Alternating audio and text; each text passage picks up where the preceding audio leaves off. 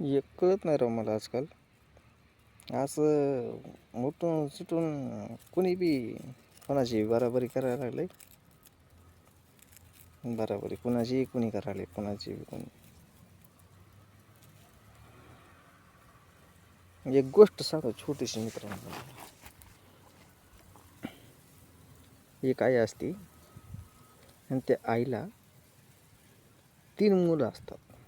किती? 3 मुलं असतात आणि एक बहीण असते. आता छोटीशी गोष्ट सांगतो तुम्हाला. आता तिन्ही पोरांचे लग्न झालेले असतात.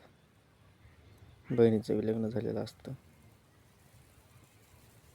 पण सगळं होऊन सुद्धा आता तुम्हाला ह्यातली एक कथा छोटीशी सांगतो अनुभव. की जो लहान भाव असतो त्याचं शिक्षण पूर्ण झालेलं नसतं. जो मधवा असतो त्याचं शिक्षण पूर्ण होऊन तो नोकरीला लागलेला असतो. आणि जो मोठा मुलगा असतो त्याच्या डोक्यावर ओझं असल्यामुळं, परपंचा संसार सगळ्या घरच्या जबाबदारी असल्यामुळं तो काही शिकू नाही शकला. बरं, एवढं करून सुद्धा ठीक आहे, प्रत्येकाच्या घरात होत असतात भांडणं. पण सख्या एकाच आईच्या पोटी जन्म घेऊन आज एकामेकाला तुम्ही विरोध चालतात. आज शनी ही घेतलं, उद्या ते हे घेतलं. अरे वेगळं करा काहीतरी. ते पुढं चाललाय ना, आपण बी जाऊ पुढं. पण तसं होत नाही मित्रांनो. आज तुम्ही पाहायला गेलं ना तर कधी बघा की वडात चढल्याने भांडणं लागते यांची.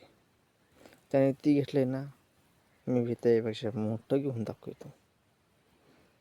लगेच बारका काय म्हणतो, त्याने हे केलंय ना, मी ते करणार. मग ह्याच्यानी भांडणं लागतात.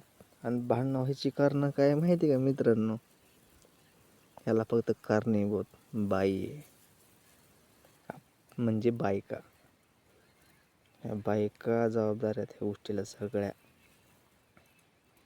जे भाऊ असतात ना, तुमचे असो माझे असो, ही भाऊभावांची भांडणं फक्त आणि फक्त एका बाईमुळं लागत असते. त्याला एकच कारण असतं, फक्त बाई. भाऊ आजपर्यंत एकत्र राहत होती, लग्न झाल्यानंतर वेगळं राहायला लागली. ह्याच्यात फक्त बाई कारणीभूत असते, दुसरं काहीच नसतं.